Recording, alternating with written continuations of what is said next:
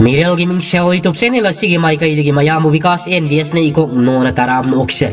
Mayangi mafam do kudol tamjena bagi tamang ngasi su pongga wariya makak pudu na laksel. Wariya sige mamingdi. Masil manaw anigi nung siba. Wariya si mayam pun na amuk tamin rasi. Mamangay matanggi warini. Yam na pikpak kungang amada nunggen kauban nupa amalayram. Maak nupi yani sulalami. Ahal giming na tharo kaw. Atom bigi na thaba korami. Makoy ani masano pi amamam suyawrami. Tharo gi masano pi ne henthoi kawram. Thaba gi ne helaima kawram. Thaba di helaima na sahi mga amuk surakpada yam na kanna naduna laikhiramdi. Thaba hek laikhidraba matung tharo ne helaima bu otpa na iba kawram. Sahi kharagi matung henlaima makwang da sanabu nama yanduna sanglai. Mana imung de hek sanglak paga tharo magi haunabi isaw langai. Tharo na ising sanabul ama khakta sokpabu asuk kuiba hauna bro. Tabag ama tawbada matam lilen na tawdana lay. Sak thongbagi matam yaure haiba khangibani. Helay magay sukumda sakumda sangki. Madi mamagi isaw do nung tigi taduna laybani na mangonda kariso nasungma paurudri. Tharo sumakata na isaw langi. Ay nangangi ba si manadaga hapta kay sangkri ba siya mo? Ay ngondaga usita ba di yaroy? Mamagi isaw do da tumba yadra ba mali. Hentoy hakam gawawa sandro hawalay. Hentoy haining na na. Ima, kay daw ragi ayok sida isaw asuk yam na langi sibo. Tumbaga amata yadre. Masano pinawangang lagpasida di ngasay di isaw lang ng batharo di taptarak to na. Nongmi masari yeng na kairi. Isa ba tumba yadra bro? Hentoy masil suktuk na. Yadre, imagi isaw da. Siya haido na, imong da amuk siyangkri. Masano pigi matawdo da, taro saw na amuk masil da sonjay. Ay isa si tumpam tsakam hek hanggan trabani. Masigit tong ngambigi masasi na. Asyom da na, helay masusak thong na tari ba ni mamagi isaw do. Hentoy sumasamaru sengdok ikangdi sengdok di kangdi sakum na pat sangak to na kairi. Helay ma, ay gisado pira usida. Helay ma sumasigi ni haido na tamli ba sado pira i. Ise, sida layre. Hentoy susado law na kairi. Karin sang thongi nga sidi helay ma tapna. Ise, hangga mamaga murok me pa amaga tawragi. Hentoy masil suktok na. Hangam na trabadi ensang lay trabaro ng uti thong masaningi uti oy na thong. Helay matap na. Ise, uti di hayeng oy na thong asi. Hentoy saw na helay madiyeng do na. Hangam do di nama asiba do na saka na ba thongi bro ng ay wayam na ngagalaka no. Helay makumdi non ta do na lay. Hentoy saw na amuksu masinsi kumdi ni. Helay mapira sen tap na kairi. Ise na ingon na ngang mada nanaw ka riso sawsadi. Aduga, ay ki ima layoy kraba mahagpudi. Panbira ka no ba ise? Ay tawang amjadi. Hentoy na wangang manang ringay taro na yam na tuna sangak to na kayay. Kari, nama asiba dubo pan mga yadri niya. Nang inama asiba tao ngambi mingi ni pa parang laysen bido. Maramchat to na ni nganta na sikrido. Henlay mamapita na kapto na. To ima. Ay tabang amdre. Hentoy usita na nokto na. Ay nangasay na hayri ngay da yaram labadi sito ko tro nang. Henlay mamapita na layri. Kariso hoy may hayba siyong amjadi tumin na layri. Magi ni hayba da kanalay traba amago. Taro di nga ang balip di. Nabi ka to tasinara ka no swayda. Nasakto yaning din he. Tanjado da mapaldagi mapuroy ba na wangang bagi konjel taray. Isa thoy. Layma, pabalai, ising tak na ba kajik ta putora une. Taro, mapuro ibagi konjel luda pakat na, henlayma da onchin na hayri. Ay na nga na napada amuk tamla ba, ay na kay daw kayo mo nang makut o masawa tao do na hayri. Taro amuk masano pida onchin do na. Napagi ising do, isa thoy, nang piruro. Hentoy su, hoy ma, hentoy ising patra adukan do na, mapalda thogay. Baba, ising sida layre. Nonglen wabagi sor mapi ama hontaduna. Isa si wabana yadri. Nanaw no pidi kaidaw haurige. Henthoi tapna. Sak thonga hori ya baba. Nonglena. O phare phare. Baba su iru sading lurage ko. Si haiduna. Pukri lairiba adom na sakri. Henthoi su mapana thaglamba ising patra ado manungda pusinduna sangai. Pung su thengsi lakpana. Nungthilgi pung mari makhai mukta silakle. Helaima hanagi mataugum ising sukna bani haiduna mangolda thogai. Mana thoglakpada mapa bunga mama tharoga sulairam. Nonglen masanu pibu kausili. Laima baba wa ma haigi. Helaima tapna. Kari wado baba. Nonglen sor sang hondoktuna. Baba si hayeng dagidine. Yumda matam khara lairaroi. Helaima pakatna. Kaigino baba. Nonglena. Baba si matam khara di singda sing sanba oina chatlagi khali. Makharumgi tada to mana su sing sanba si dare senja yamna phangmani yamna kanabani hairi. Baba na su masina pharagani khali. Baba na halakpadane isagi pirol su yamna lairakani da. Helaima nungai jari mapana mayumda lairaroi tabada. Mapi rasu selai. Baba, yam thuna hala uko yumda. Nonglena. Kaigino laima, napi raga seli badi. Baba yumna yamna thuna halakanini. Helaima, mapukning yamna nung sijaram. Adubu, nungai taba pumba na thaiduna thamlaga hairi. Baba, adudi nasa ising soklukigi. Nonglen taha ngai khore nangbo. Nasiga sami naune nathanda satpudo baba nungai tini. Si haiduna imungda onchin nura masanupi ahalbu koram. Isa thoi. Hanjin masanupi bu koram. Henthoi sumapana hanjin kaurabaduda taraduna thorakli. Baba kai haigi. Nonglen masanupi ahalda yengduna. Nanaw no pise sing sokpa sat kani hairi basi. Nanga sami nauduna. Mathanda sakpa sinungai tene. Henthoi tallaba sutanna. Mapana hairak padudadi. Hoi haiduna yar. Masil manaw anido. Ngasidi sanabul amam paiduna. Ising sokpa laang. Makoy anina lakpada. Pakang kara sumakoy bulak naram. May sabi yam hajay ko. Henthoi di. Hajay ka ina hairak paduda. Mangonda hairi bani matagum. Nokfit tausay. Asum na pukri saududagi ising sopa kakhalak labamatung. Halakpagi lambida laklam. Makoy ani na lakpada. Sagol tawani pa maghag. Makoy anigi manakta. Sagol du tawsilay. Henthoi makoy manakta sagol tawsilagli bani pa du ubada. Mamit mana laukthok tu ni yeng nagalaykri. Wakal da sukhali poni. Asino pa si nahan kay udi. Ay koy lekay digi mi sumandi. Us, kaino masaksidi, ay di ngauri haiba. Henthoi na haiba so haibani. Nipado, sakta suda, pibam da murti da, awat pa amatalay rapti. Sili ba pizol da sum, adamak lai na kang. Ina kaya kun ba imungi masama su soy na oirang mani haiba. Nupiya nigi mangda, sagol do kam na kumtaray. Nipado nokmi, mamay non tado na layri ba helay madi yangaklam. Henthoi di sangningi. Nipadu na helaimada oina nokmi yengkiba midyengduda. Nipadu da di tayo na bading amludre helaimada oina tayo na rai. Mapuk ningda so asum na khali. Masino pise layri makaydi ay gining ba amatatung na roy. Nang ay na kayda wiyeng horendi. Nupado helaimada tap na wakay rai. Shaghenbi. Ising kita taksagi.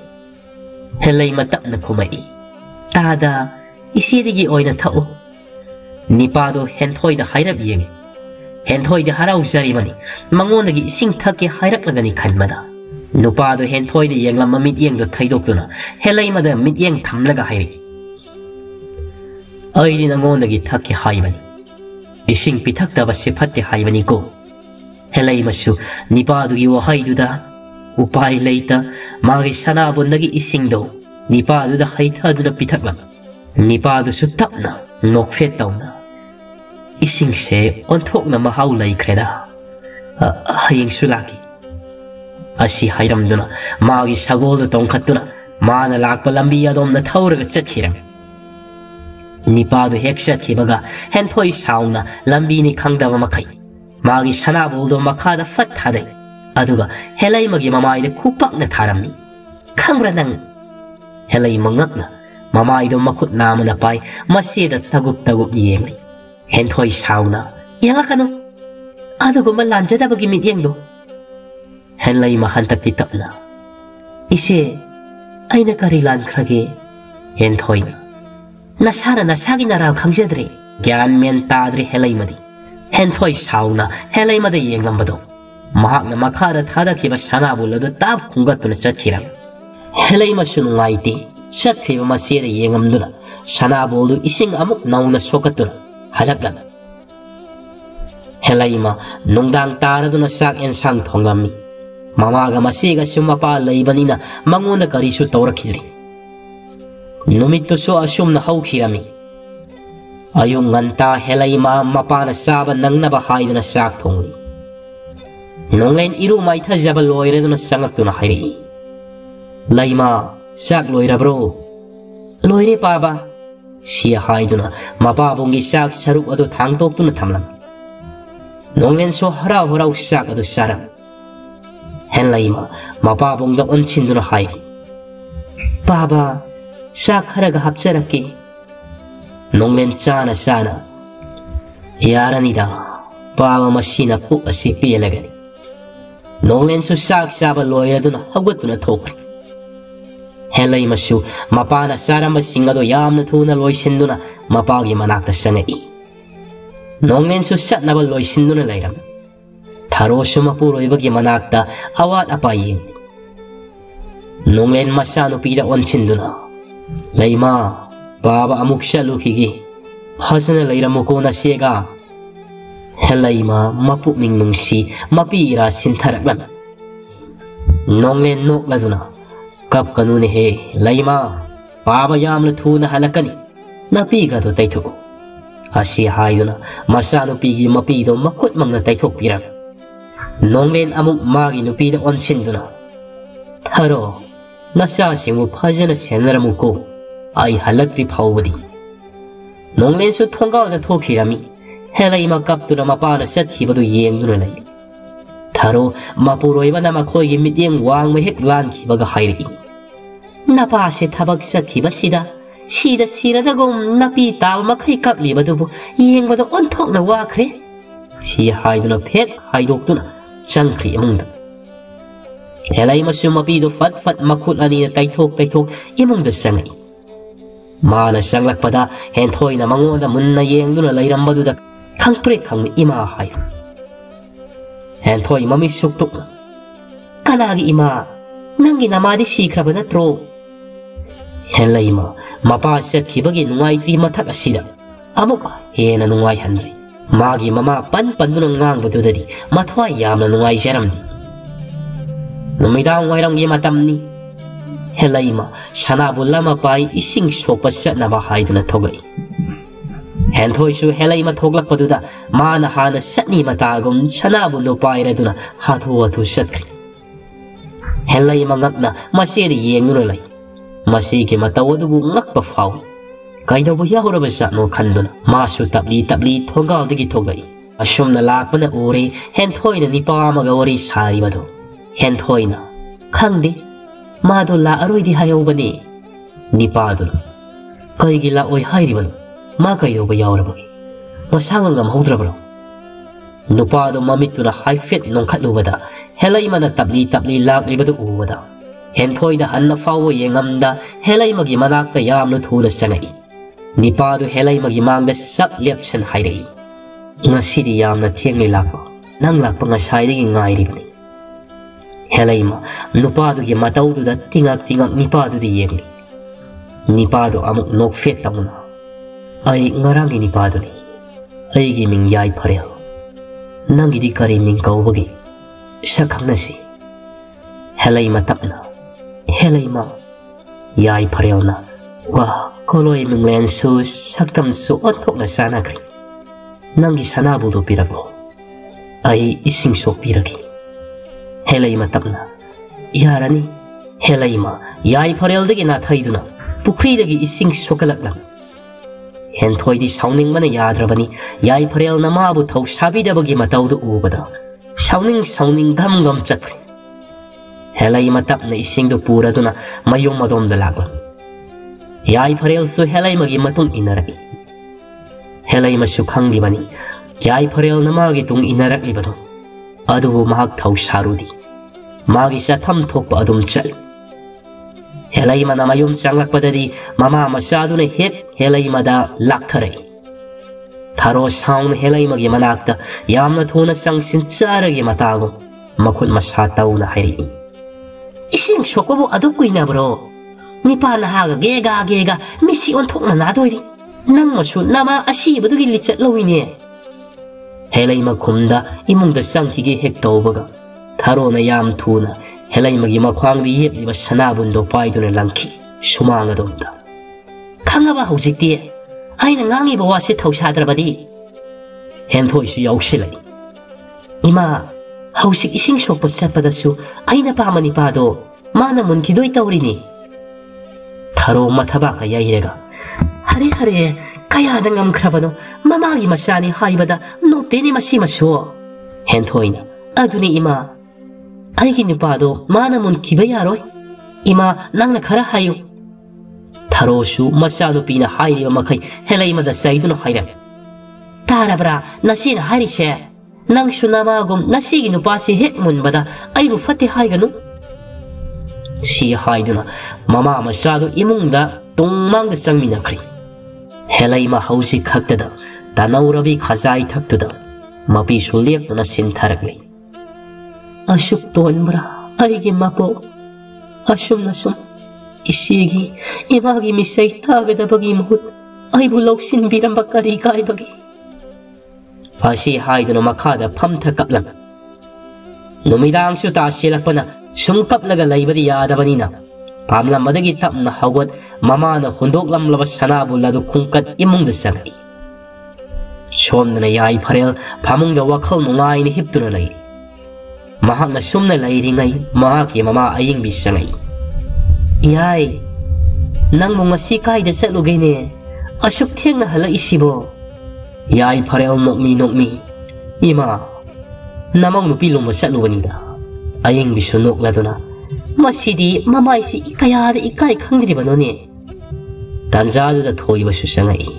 Kayora Namana Sana no to the Ladam Liv Sibo. Aying me nok Latuna Hari. Nasani Pase, Nupilum was sat later mini. Toy was Sukanina. Kai the Ginone, Masaku Pajabro. Yai Parel nok fet. I quite Tanaba called the Guinea. Masaki Wadi, Hai Kanadi. Nasani pa in an hour gatari. Masagi o hay to the Noksari, Mamma pa anido. Toiba, aying be like I see the loxing labor than atana, shell by with a mumming salam. Makoy and Yamasa tang the ting the pangzeki. Masaya Parelbo, Yam the Luna Sana Tauseram. Ahing Missik Miracle Tadra Matam. Helaima, imong the git holaktuna. Liri silak panung sit magis haumna, Masada Yai silapan. Kasik ingba paure. Aduga amuksu, nungaiba masu paure. Mamin aniduna atia tak tatok liba, tasa mahakpu yengza momon noksari.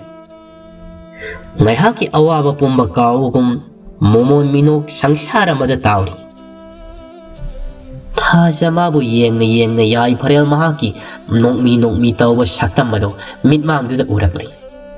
Helaima, makok to fet haise. Wakal da sukhali. Karigino. Ay nangarag na tenga ba lamlan mamahag adugo. Mitmang sida urat iba. Amuk sumay tongdo iman mansinki. Masay masya na ngang kiba mama na hayra kiba pum na magningsingay. Mitkup to da sumamabu warawray. Karigi migi makada yelam liba no hayra. Helaima tapna masil da suhayri. Ima, karigino na hagna, migi makadi yalam liba. Ima nang di kang uram loy. Ima halamadi isi na aibo tati. Ima na hakupan nang ngang libasi. Aduga ima, Makoy na ima na hakupan to nangangbasi ay taba ngamdi. Asik ba sila na itom temjinbi na bayaw daba makay mapisinta na lay. Amam ba mahag suloy kaduna ang ana mahag na among mahut silakli. Mahaw sagi matam kay bayade matagom helayma taba ingkang loy sinjay. Nga sidi mama masa aniro tengla fawba hawgalatri. Matam su tengjilak pa na helayma susak may tagat pahoram. Hentoy hakam wawa sanduna sang silay. Aduga hoy may haydi helayma na sak thong libato munni yengli. Ngihaki matungda sum na hayri. Aygi sadi helayma takna ise hayrak lagi hana sinya singdok piruro. Hentoy di helayma na wangang bukuding pangsawdo sawning bahaybado oy. Ho masi sabi nanggumana aingon na paukta kapiya bro. Ay di sa thaktauri sinyaga singdana. Si hayduna sa loliba kondo tapay silid. Helayma handak di kitang sawning na. Isa singdok na sa kumdala iba pot pangpay tapay sinbigan. Hentoy na. Masi ay gisin thaktaga wangangin niya. Si hayduna helayma gi samdo tap law na poyrami lakta na si. Helayma hentoy na magi masampay sila pado kuto lautuk na bakot na ram. Lautuk kuto yam na naye Hentoy na ay ngona na sin kumkoda na. Si hayduna hena masamado singon. Handak di helayma su kangwang namnak trabamali. Hentoy yama kutin na siklam.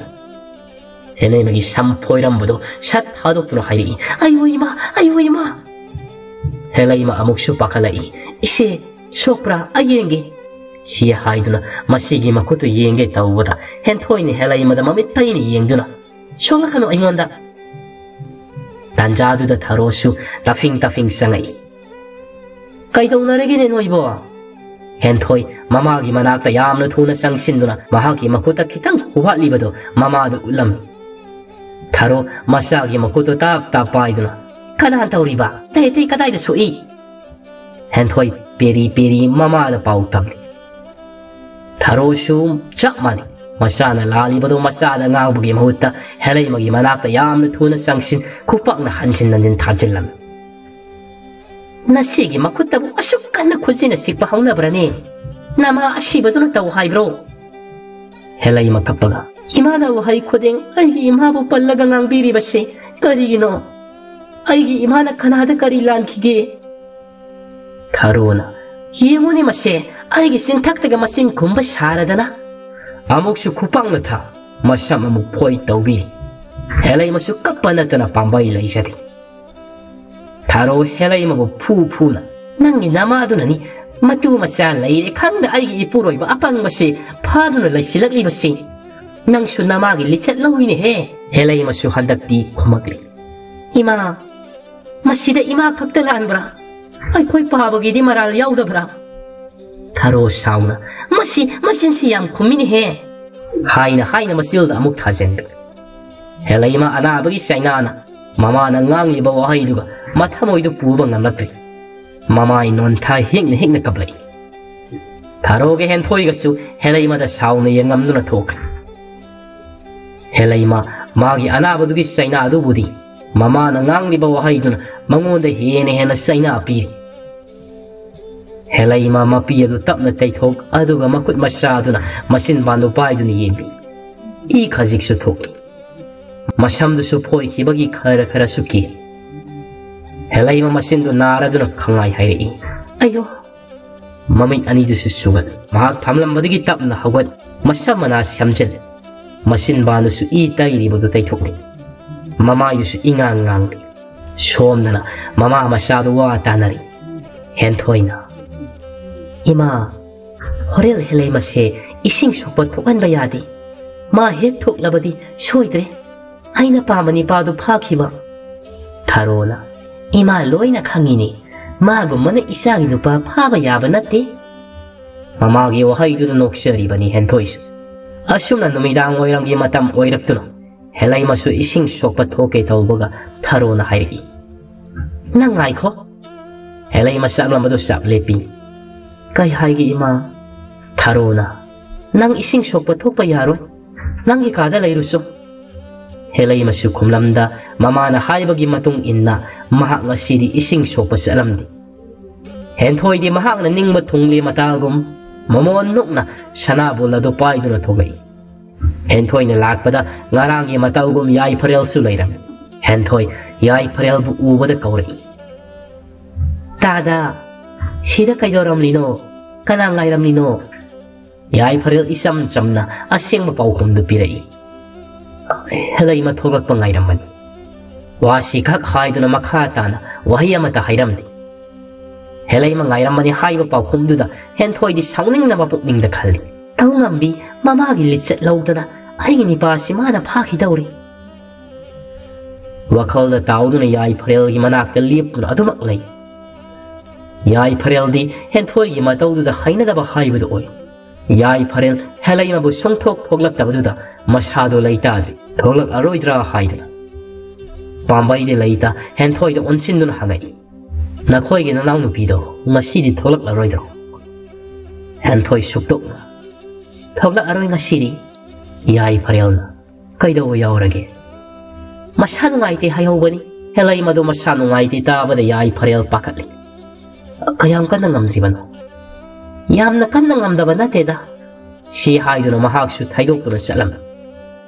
Hentoy ising soklura ba matung tabli mayum dalaklam. Yay parel su hentoy gi matung inarai. Hentoy di harawri bani ko magi matung na yay parel na inarak ay kanbada. Hentoy haipet maning da on thorak tu na yay parel noksil tonggal da sangi. Ngasidi hentoy si wakal yam na nungay kre. Mana soglak pa ising do mafam sana tamlaga helay magi kada sangai. Helay ma pamung di hip tu na layram. Hentoy helay mani hibli ba famung duda git pamjil. Adoge helay made yengun khairi. Helay ma narangi ni pado kaiming kaugi. Masini ikang kangaw duna hanglak paduda helay ma hiblam badagi phuk hawali. Hentoy su hanjin hangli. Tadro narangi ni pado kaiming kaugi haibani. Helay ma tapna. Iyay parel kaubani ise.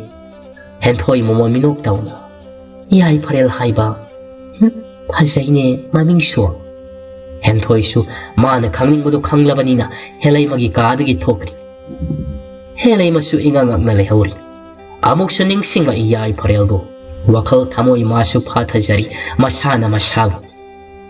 Helay matapna. Ay mabunong sibayade. Madi ay gikak oiba oitok tabani. Numit adusum hanagi matawgum hawkiram. Helay masu hanagi matawgum hamu tabakpum namaktawri. Hentoy ga taroga na sinuna helay mabu ising sopa sa lalamdi. Asum taw na nong magi hawkirami. Yay parel su helay mabu unaba fanglamdi. Hentoy da hanglabasu inti nungay na paukum piraklamdi.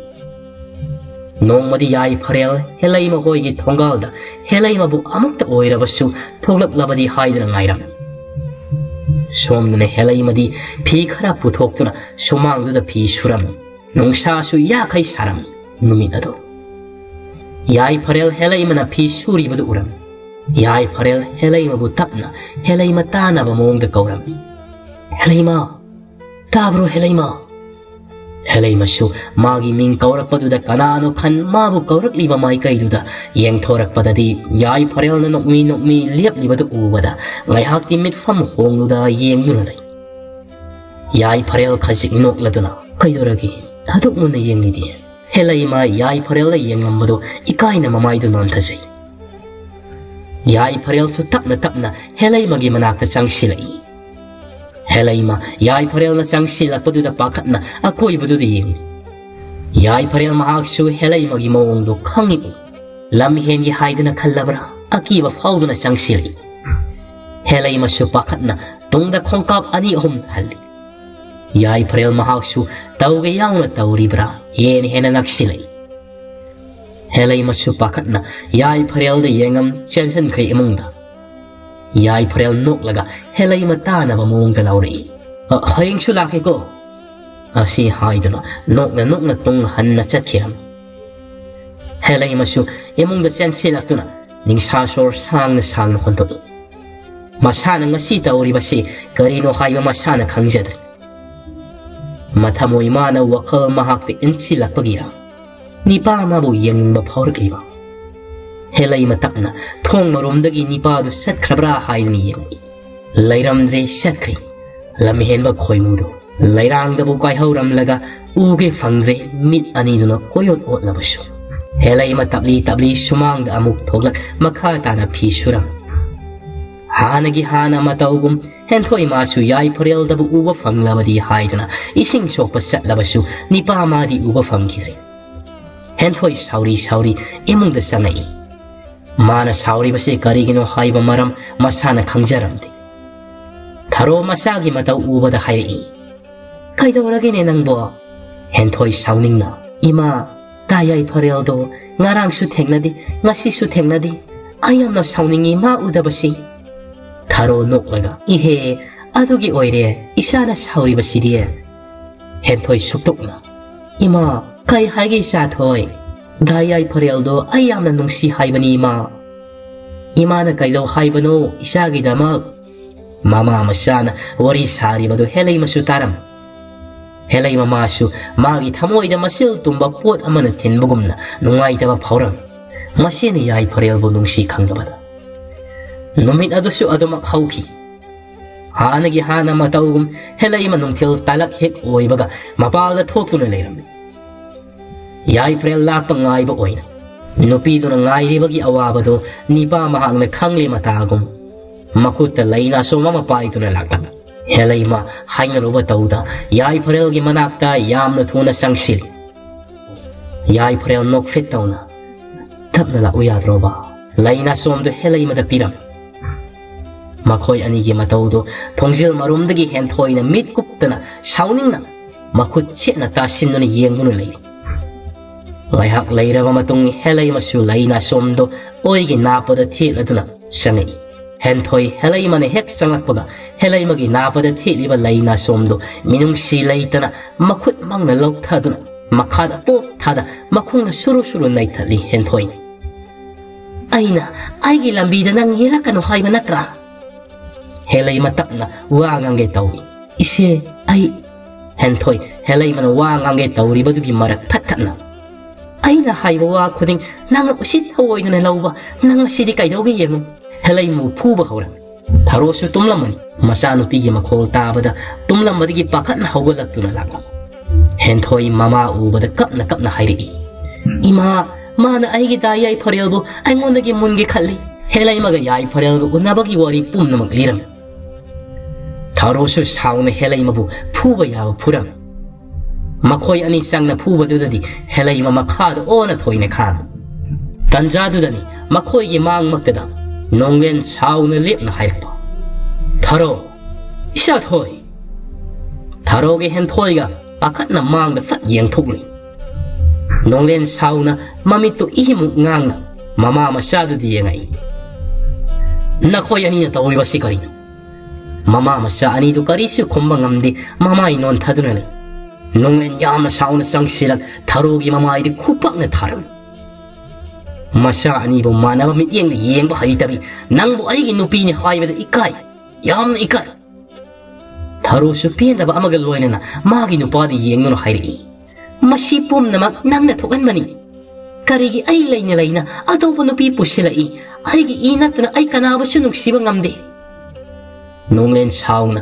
tharo da amuksu hanjenna kupangna thadun hairi masipum namaki horakpam kanang ohenmano aiga nanga mari laina khibra ibani luhongringe mamangda nangna kari haiki thabado nangi kanano piklingegi marup natabra tharo handakti khummangamda mamai non thadunu kapli tharo ga thabaga laikai amatada makhoi ani piklingai digi tinarakpa marup thabaga nonglen ga lai sare ngai digi hauna yamna nungsinaram tharo na nonglen buluna kanasu khangda nungsiduna lakpa nong mayam na thieng laba ahing amadan tharo na kaptuna silakpa nonglen hoi yumda tharo pakatna ta nonglen nasangi thawai da katbiyo masak khangdaba nipa kharna aibu tanarakli nonglen tharo da onchenduna tharo karam tawri banu ahing sida tharo kaplaga hayeng maruki sel hunnabagi phanek to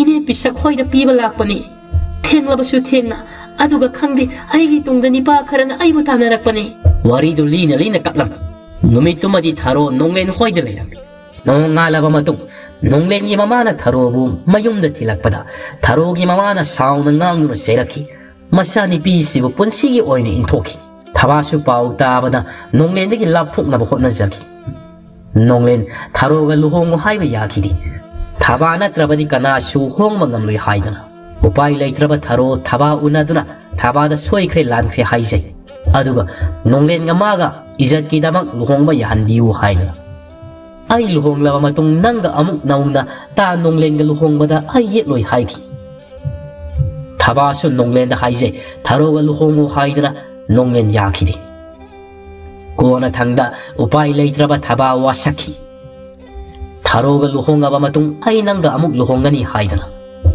madudagi nonglen su yaraduna tharo ga luhong khibani madugi matung thaba ga amuk nauna luhong khi thaba atombi amagi mingthol lauduna nonglen gi nopi oiki nonglen sauna thaba na pamagi matung inna aina nangonda mapuroiba ama oina minung si sapchana pigi ado puksel piglangani haiba ai nongmata khalludi tharo kappa natna upai leikidri hauzik khaptida thaba ningsinglai henthoi su ningamdaba phaurakni mane helai mada tawbi khiba mayamdo mana khankibani helai magi mama thabana nonglen na namna leisenmani haina pumnamak tayo naramli hausikti helai ma hagot pasungamda mapa da nukmi tawna yengsai nonglen helai ma butapna hagotpi laima kai da soki baba hidak taibige helai ma ngamboi ngamdaboi tapna baba nasa kari su tawdi mapi su sinthari nonglen su masagi asokudu yengbiri tharo ningamdana helai magi manak sangsina hairei laima ima lale nangi nafamda ima na isabu yamna wahankre ima lale helai ma nokmi mama da nungsini yengi ima nasada adumna karigi lale hairibano ima na aingonda ngangba saiba tawbada hai saudi imana aibu ngangba saiba tawdana kanana saibi gani helai magi paukhumduda tharo nungsine helai magi makokta nan thabi henthoi su nungaitana helai ma ise nangonda lankhre ise na nangu phattana oina ukhre ise bungakpi helai matapna ise adumna nanauda lale haibi ganu ise lande lali badi aini henthoi kaplaga helai mabu konsil ngasiri imungdo harau tayambadana pikthalli helai madi ngasigi numise magi di apien ba haibdu oiram masina mabu nungsibirakpa mama ahal asina mahakbu masamangni haina khalakpa asuna nungsibirakani haibadi mahakna mangda phaw mangludaban adubu ngasidi taibangna mang phawna hanbiri numit adu su hau khirami ngasidi masil manaw ani du harau wari sanaduna lairi pungsu thengjelakpana ani ado mapanu laibirakpa mafi furit ado lituna sanabul ammam pai pukri da lakla yai parel su makoi bungai duna lairam yai parel ubade helaima nokfe tausai henthoi di mamai du luk thaduna lai yai parel itha thajadana henthoi gu kaurai henthoi ngakna yai parel da yengai helaima di masigi manaktagi sathoklai yai parel henthoi gi manakta sangsilatuna hairei henthoi nangai ba nungsibra henthoi nokfe tawna nungsi isam chamna yai parel na isam chamna nungsibra hangmanati aiba nungsibra hangmani henthoi khombangamda tumina mamai non thaduna lairi yai parel nokfe tawna henthoi de yengduna ai khangi nang aigi paukhong khombang loi haiba ngarang helai mana ingonda wa pum namak khairakli henthoi ngakna kariwa yai parel ngarang helai mana haiba singadu lirai yai parel ne helai mada laina sompi bado lau haiba yakhidi yai parel helai mada nungai ti yengduna helai ma ainang bu yamna nungsi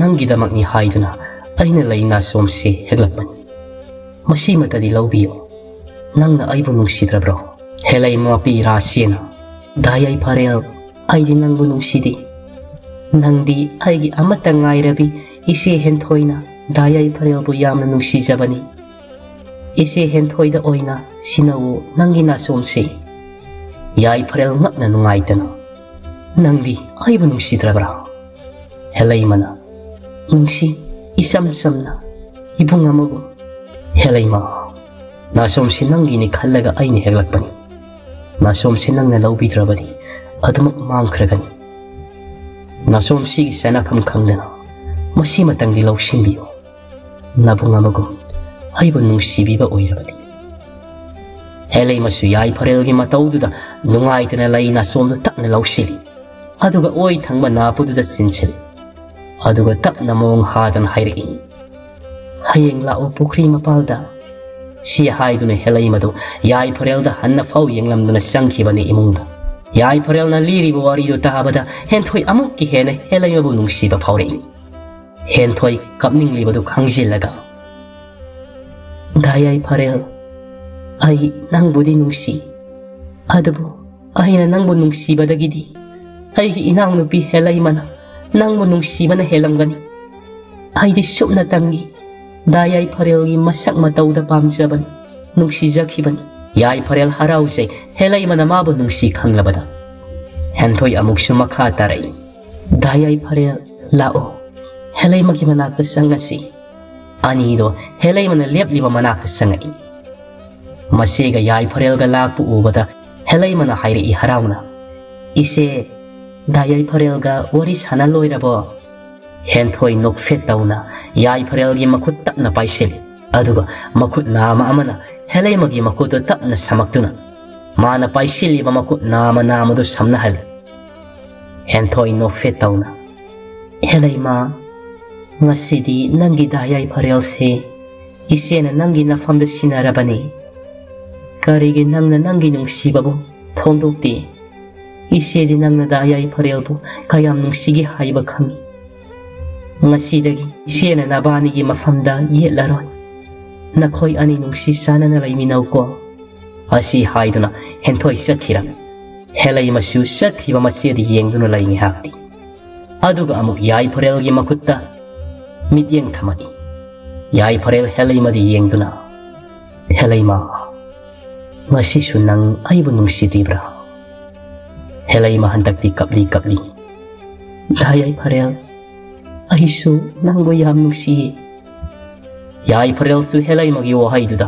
nokfet taune helai mabu yengduna lai helai masu ikaina mamaidu nonthai numitudagi helai maga yai pharel ga nungsi sarana amana amagi awaba kayada saruk yanatuna loinaran khara lairaba matung yai pharel hoi gi imung man helai mabu mamau oina ba haina ba lakla ikui da helai masu yai pharel da luhonglami henthoi su helai maga yai pharel da luhong khibada ubada momon nok na harauna layam helai mana aigi damak magi nungsiba bu kathoki aduga aina karigi masiama oina magi nungsiba bu mangonda sina pamthokloi haiduna sina khiba wakal masu khan khibani inaugi damak aina tawbang namloidaba laiti haiduna helai masu hausikti maku manengi seba ningthi jana tawduna amaga harau rau laiminaduna yamna nungaina pankhirami